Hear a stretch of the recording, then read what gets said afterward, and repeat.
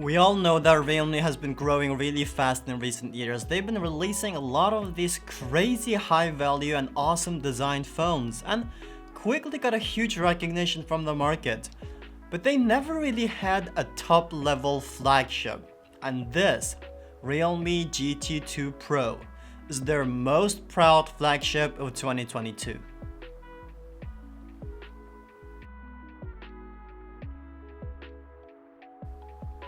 Package comes with everything you need: the protection case, the cable, a 65-watt charging brick, and you're probably wondering, what about the environment?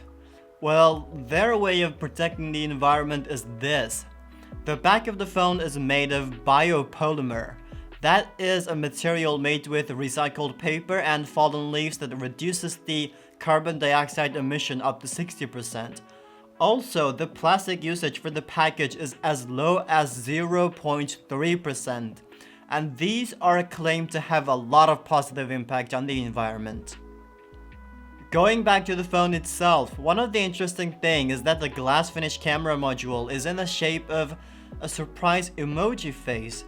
Pretty cute, isn't it? And it has a huge contrast with the back. And the texture of the back is just like paper.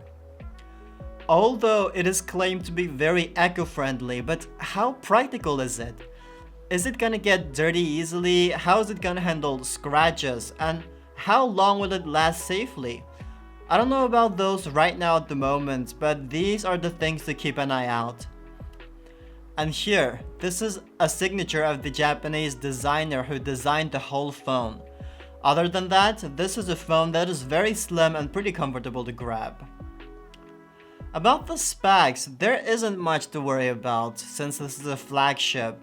A 2K LTPO AMOLED display, Snapdragon 8 Gen 1, 50 megapixel double main camera, 5000 mAh big battery and 65-watt fast charging.